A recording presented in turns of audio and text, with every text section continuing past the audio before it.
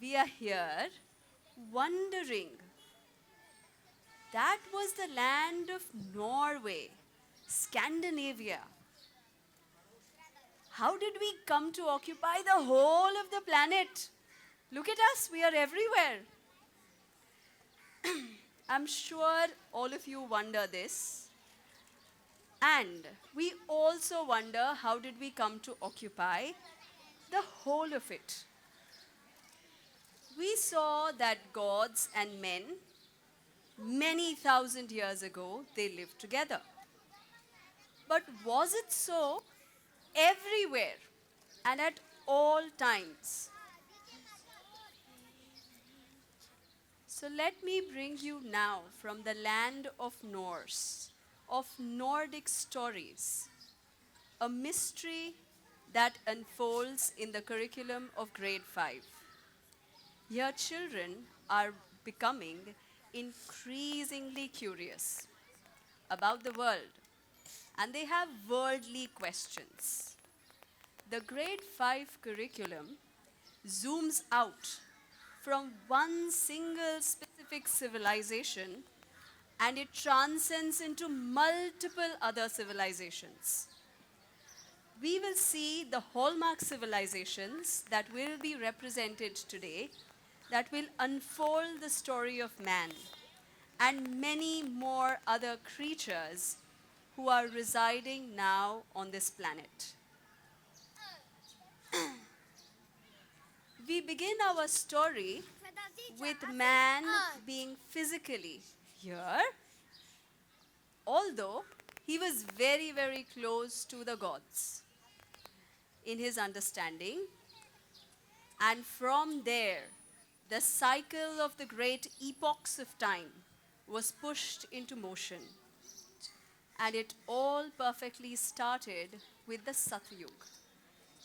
After the Satyug, we had the Treta Yuga, the Dwapar Yugs, and the Kal Yugs.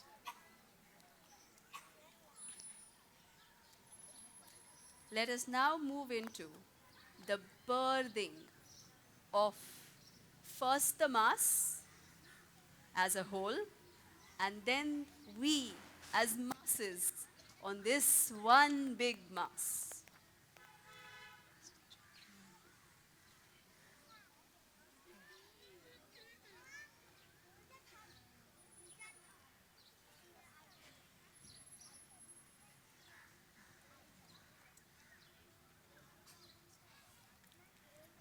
सृष्टि से पहले सत नहीं था, असत भी नहीं, अंतरिक्ष भी नहीं, आकाश भी नहीं था। छिपा था क्या कहा,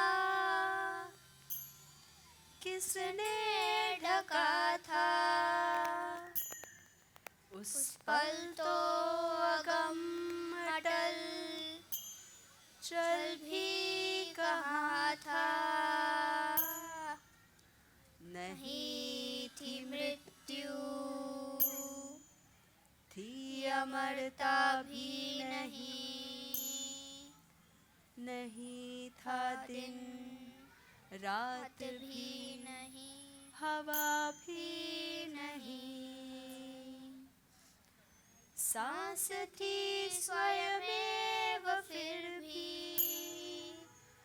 नहीं था कोई कुछ भी, परम तत्व से अलग या परे भी, परम मन में बीज पहला जो उगा, काम बनकर वह जगा। कवियों ज्ञानियों ने जाना, असत और सत का निकट संबंध पहचाना। निकट संबंध के किरण धागे तिरछे परम तत्व उस पर ऊपर या नीचे, वह था बटा हुआ, पुरुष और स्त्री बना हुआ। ऊपर दाता वही भोगता, नीचे वसुधा स्वधा हो गया।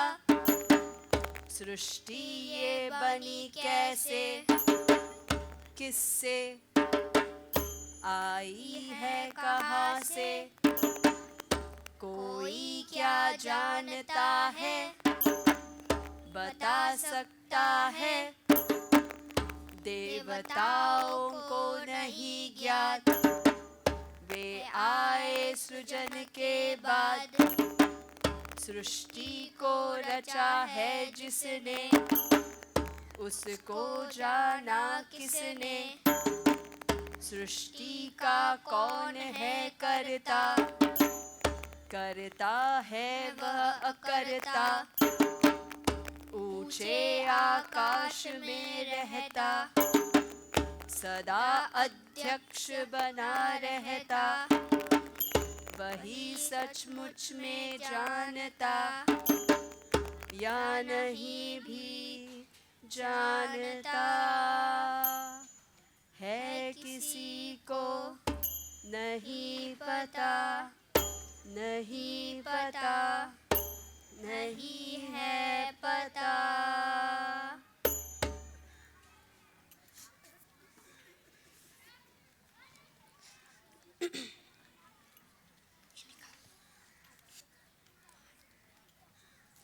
And thus was the dawn of creation. A light kindled through the Vedas and the Upanishads.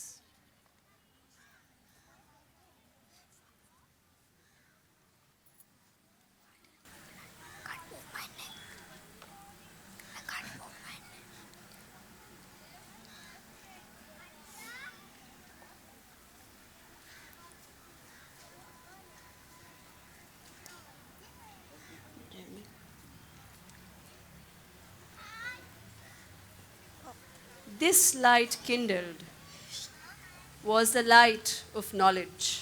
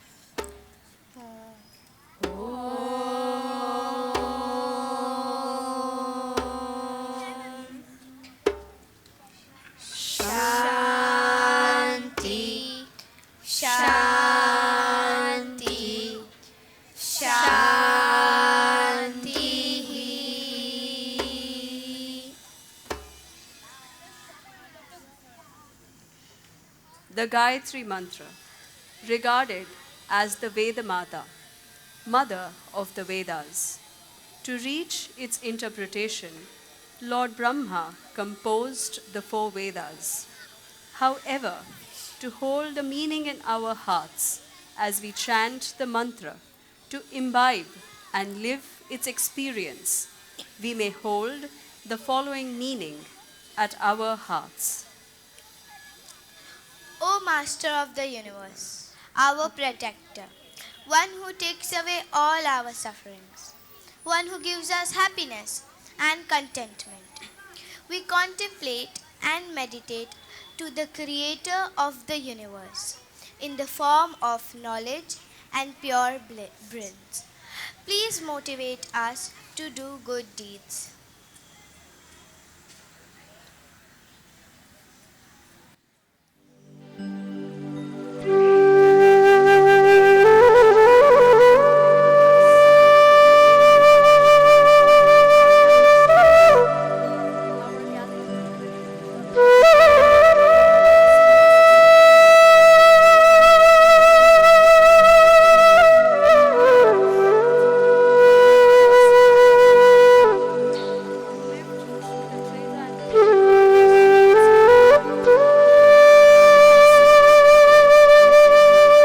From the good to the just, desirous and the sinful, his aim often led him deep in the woods of the few remaining kalpa trees to pick the fruit that gave man immortality. Those kalpa trees were swallowed by Mother Earth when she saw that they were unwise and one day, while he was seated under the few kalpa trees in deep meditation,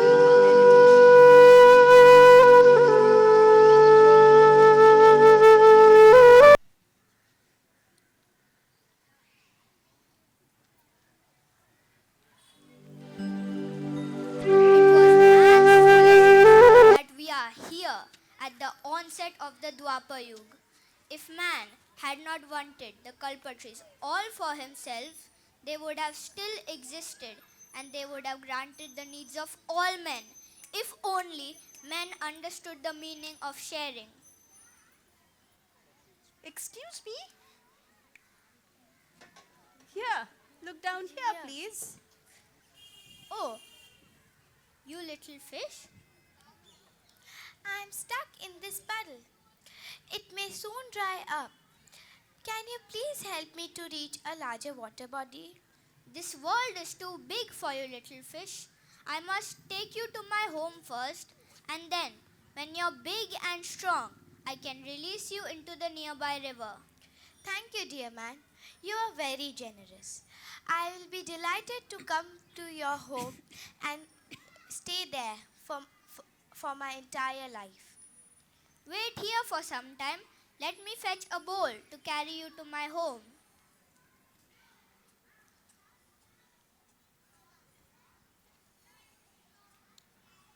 Here, some water first, then you.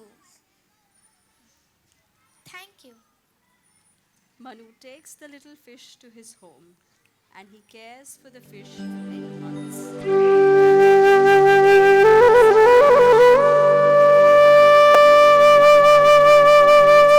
Nearby river, and from there out towards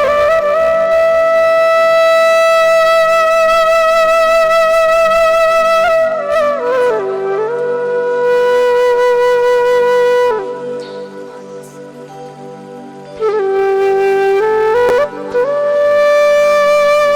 One night,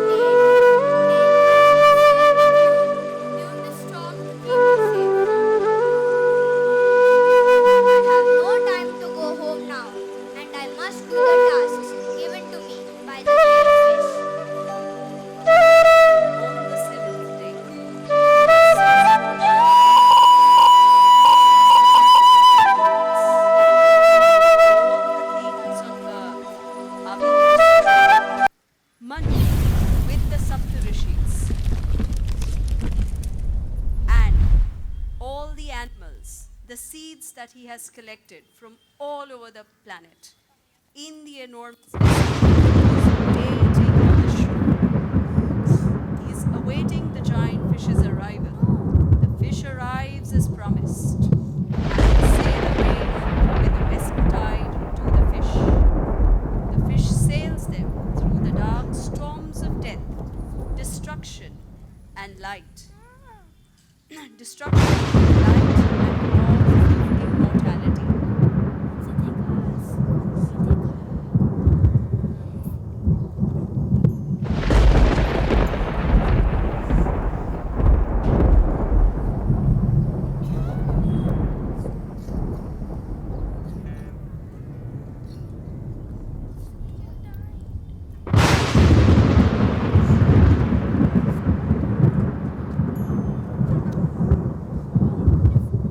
The storm continues and continues with absolutely no hopes of its stopping endlessly.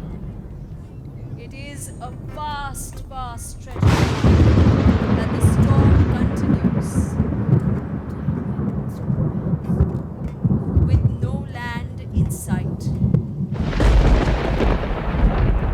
The wild winds flowing, the thunder, the darkness, the gloom. But still there is hope in the hearts of the subdivisions and man, Manu himself.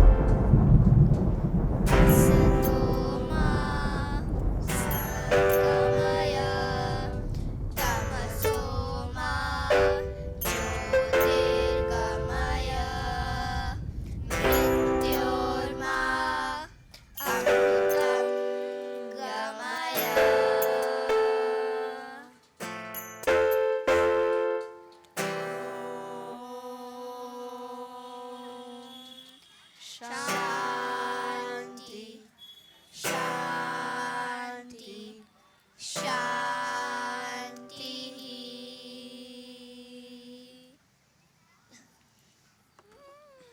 The vessel sails and finally the storm calms down.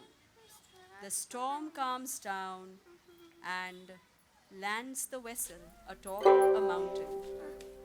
Manu and the Saptarishis, ready to spread life to the 7 continents of this planet.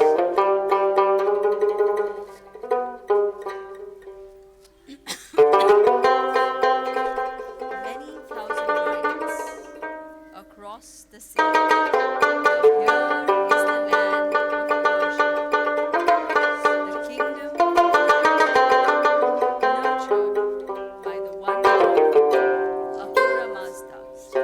It was a land where God Himself taught man to use the boundaries of planet Earth and to consider it a home for himself. And here is their story.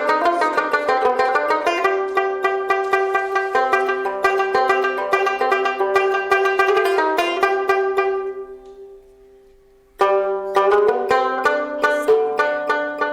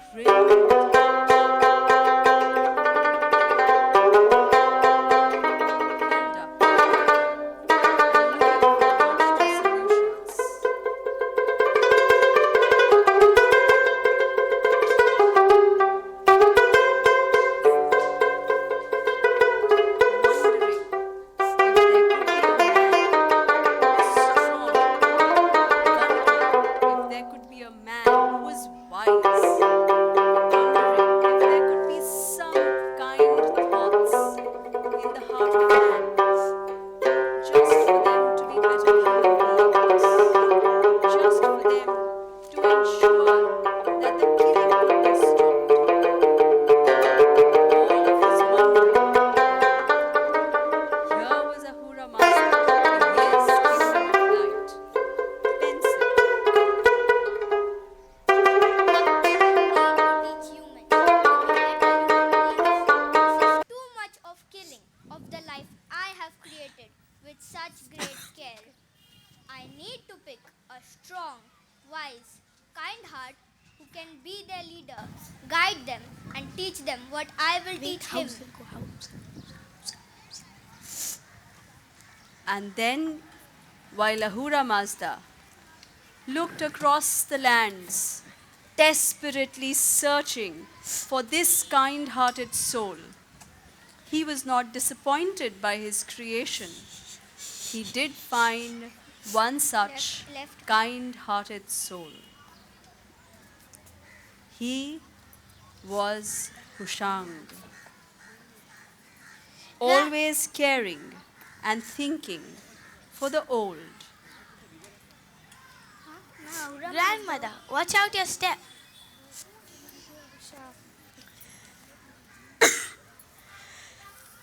Hushang retires for the day, with his grandmother sleeping beside him. He falls asleep fast, and in his dream comes in the one god, Ahura Mazda.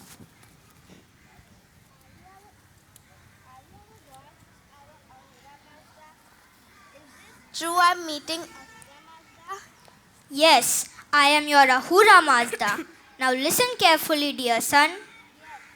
You run day after day behind harmless animals for their meat and skin. Instead, you must gather these gentle beasts and their young and put a fence around them. They will love you and even share their milk with you. With this milk, man can also nourish his young.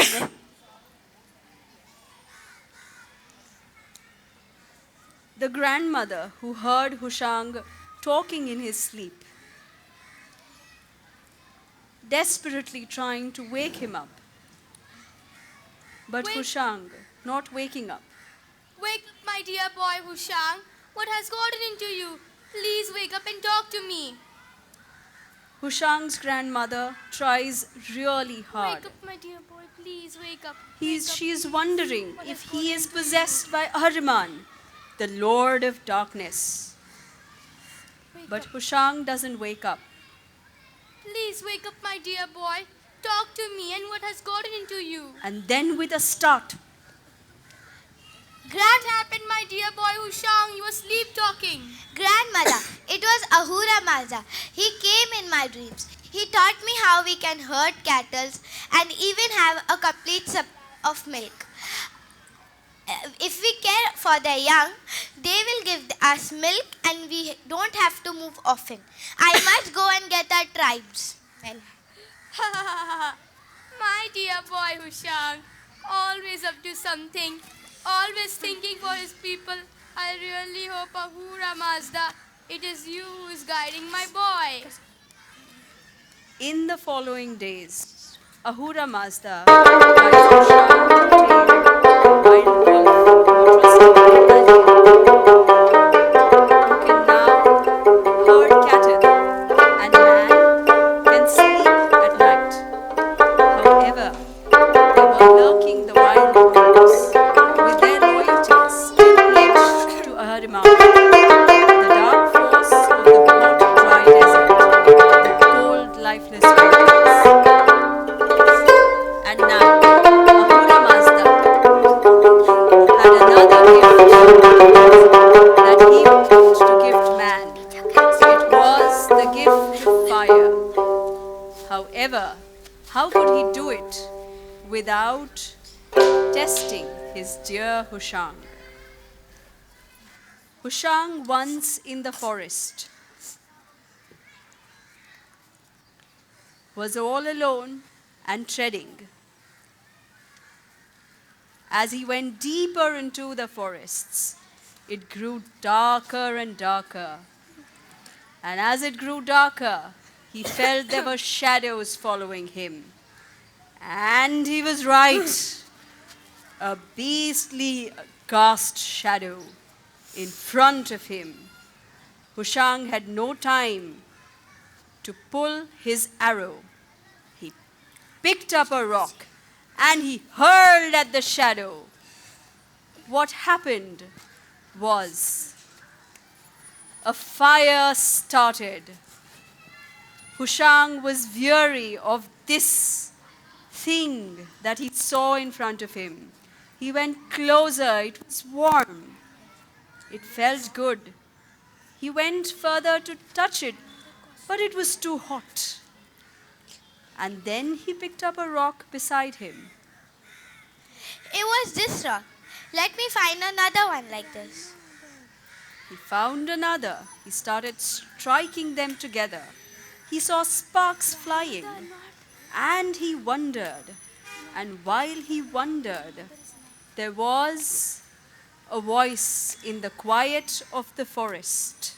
This is fire, my dear Hushang. This is a gift to human beings. The bravery you showed here in this forest. Take this gift and go back to your people.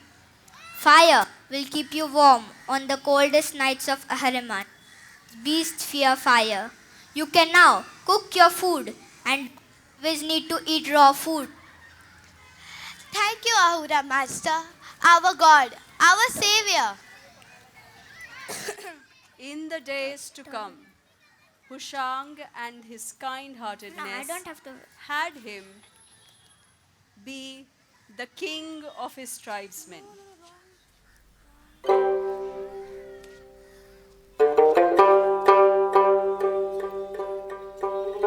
All the tribesmen, proud of what Hushang had brought forth, made him their king. Hanuman and his whole army, who was trying so hard to work against the forces of Ahura Mazda, but could not win. This was because Ahura Mazda himself was in a constant striving of how he could keep the good, the just alive. And then he sent his beloved golden star, a star that continues to shine through the ages, whom we all know as the just, kind Zarathustra. Zarathustra, the person, the golden star, born many years later, has some else, but in the land of Persia, here is who we have: a kindly soul who will roar again into the land to guide men across the lands of Persia. Across the lands in the area of Persia which was ruled by King Vishnu. Young Zarathustra, in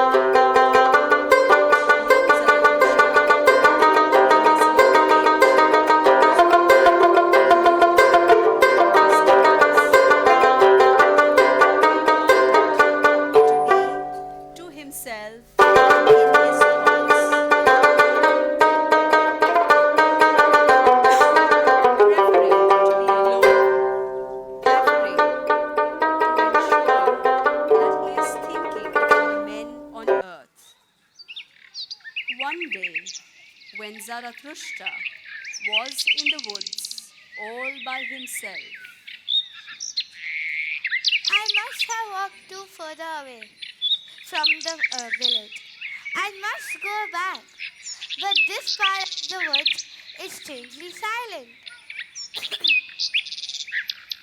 as Zarathustra was walking through the woods, he bumps into an angelic figure. I'm sorry, dear man. I am the messenger of the god of light Ahura Mazda. My name is Good Thought, or you can also call me Woman. With my master, I bring good thoughts to people's minds. I have come to take you to the kingdom of light. I am delighted to come with you, Wahuman. But there's one condition. Your spirit can only come with me and you must leave your body here. I agree. Zarathustra's body gently hands over his spirit to Wohuman and falls off to the ground. Wohuman disappears as he soars high to the kingdom of light with Zarathustra's spirit. In the kingdom of light, Ahura Mazda is waiting for the arrival of Wohuman and his beloved Zarathustra.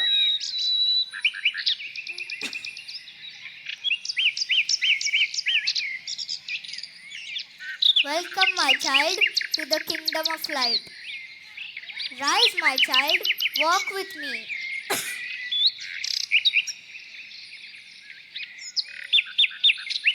Zarathustra, my child, you must teach the people on earth 3 rules. They are good thoughts, good words, good deeds. I will watch over you and protect you as you spread this rule across the lands. Wahuman, please take him back to earth.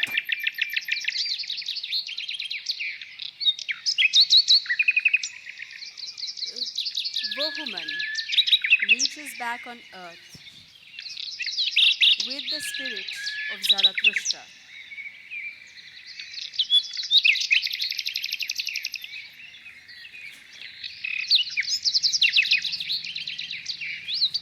He gently hands over the spirit of Zarathustra to his body. I must go to Jamshed. I must go to King Vishtaspa and begin my work which Ahura Mazda has given me to do. And so, Zarathustra, against the dark forces and the cunning of Hanuman, keeps on doing the good work of spreading 3 rules handed down to him by Ahura Mazda with the help of King Vishtaspa. King Vishtaspa himself becomes the ruler of a great empire where all the people worship Ahura Mazda. He builds many temples as worship to the god of light. The fire was kept burning day and night, and Zarathustra was the highest priest, with many pupils who grew to become the faithful followers of Ahura Mazda, priests like himself.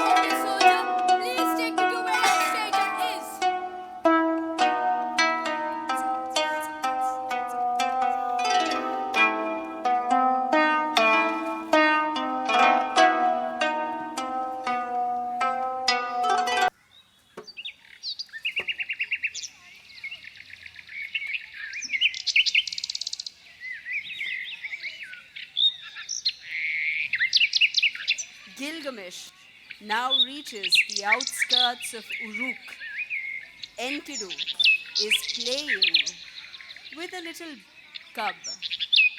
On Gilgamesh's arrival, he slowly and carefully puts down the little cub and looks in the eye of Gilgamesh. You must be the stranger who is roaming in the outskirts of Uruk. Let us see who is stronger.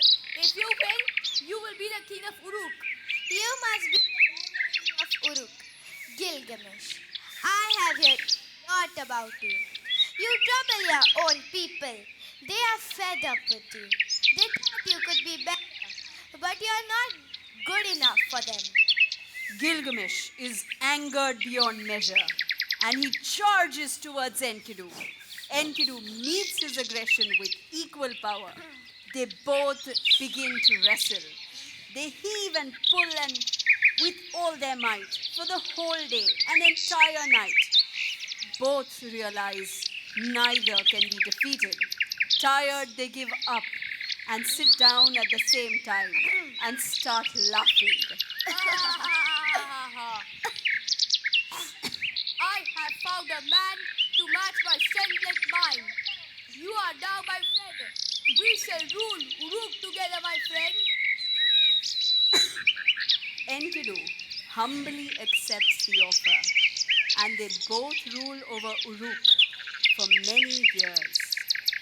Enkidu, who makes Gilgamesh a kind and gentle being like himself, not just to animals, but also to the people of Uruk.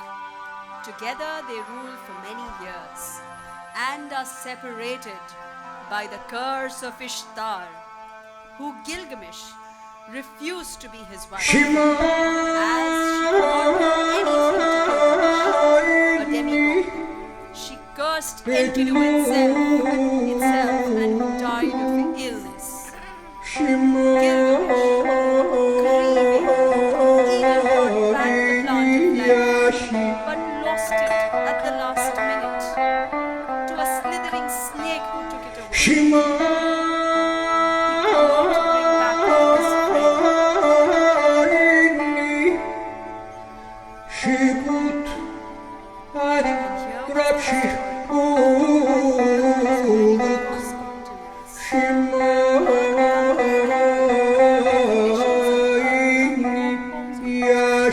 that Gilgamesh wanted Earth to be his forever home. But little did he know that he had to go back. Now he traveled through the sands of time into a land where man understood the ways of the earth a little better. He fell in love with the earth, and the earth had to offer much more than he could be.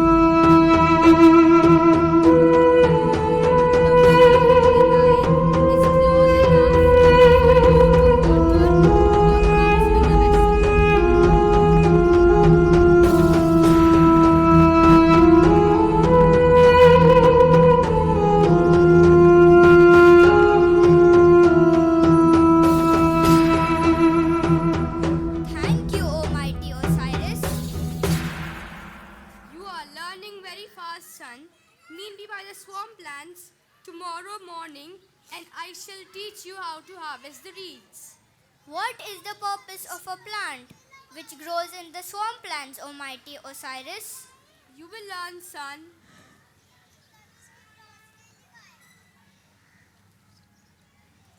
The next morning, as decided, man reaches the swamplands. While man reaches the swamplands, he awaits the arrival of Osiris. Osiris reaches the swamplands, steps into the swamplands, pulls out some reeds, and he brings them back on the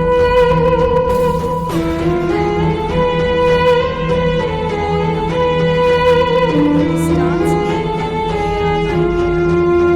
Layer by layer, he starts eating them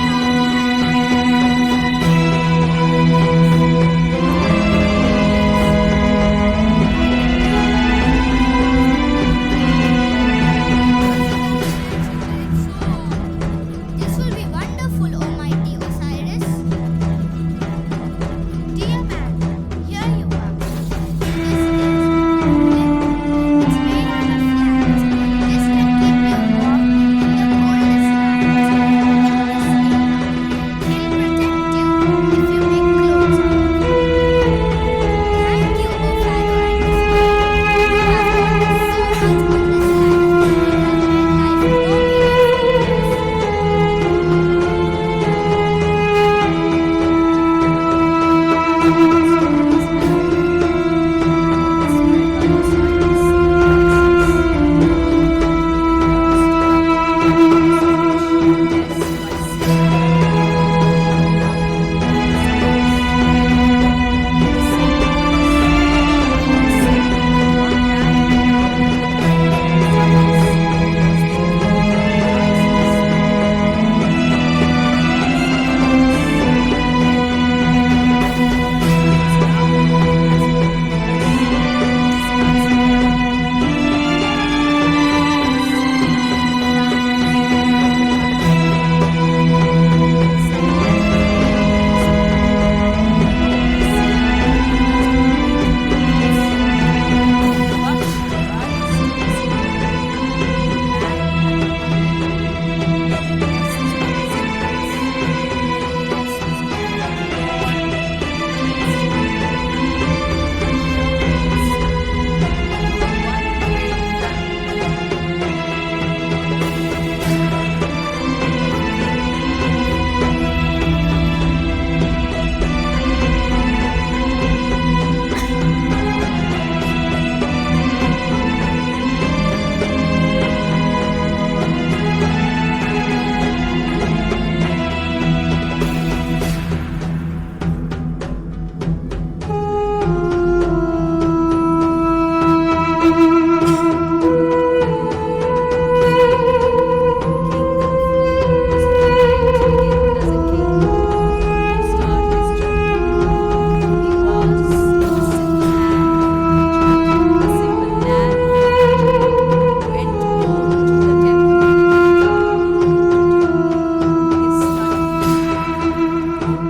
meaningful for us.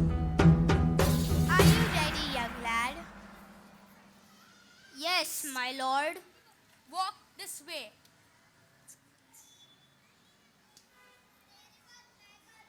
Both the priests take Khufu through a tunnel that opens up into a gateway between two pillars. One pillar is marked as the way of light. It is a bright pillar with some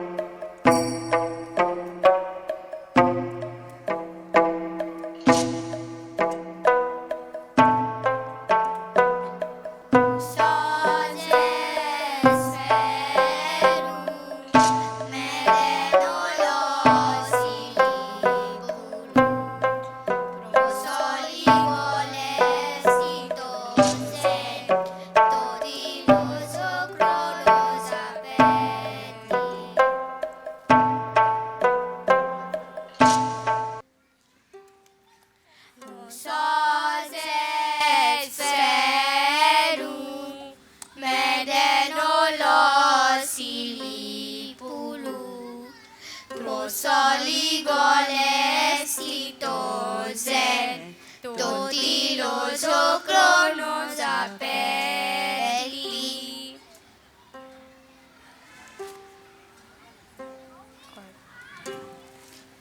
Usazes felum, medenolos ilipulu. Prosoligoles kitozen, totilos okronos apeti.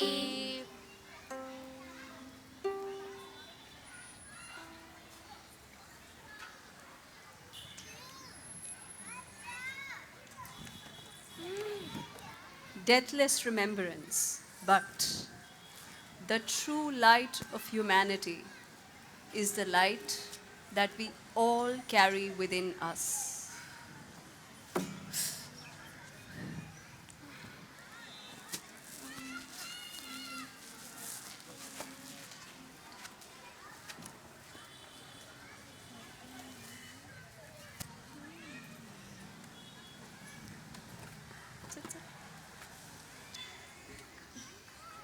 Ignition. It's the light that we carry within.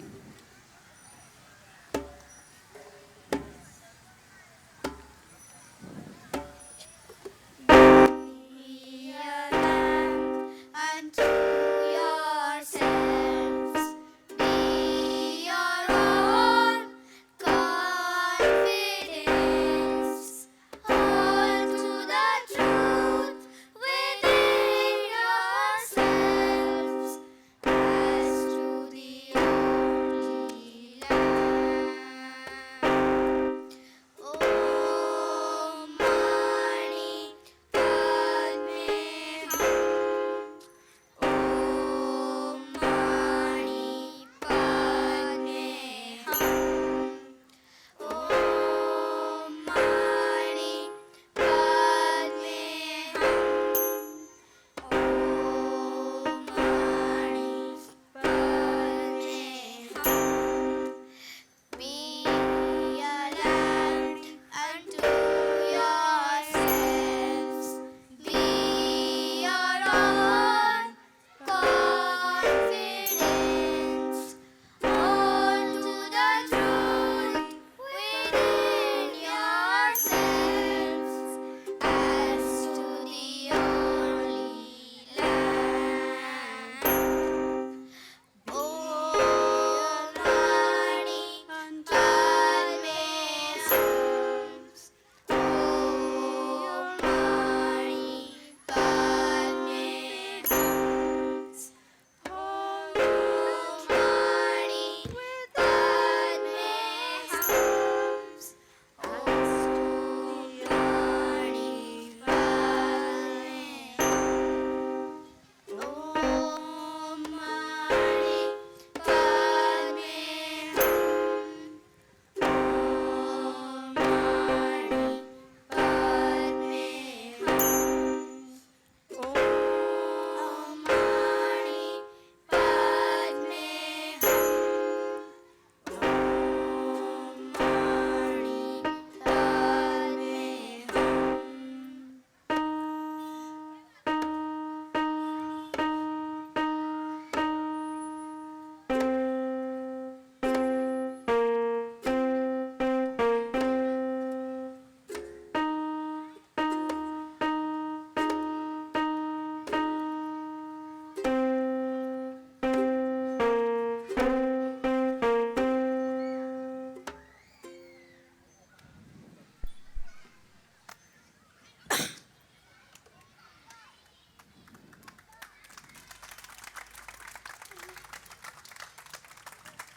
ahead of the epitaph.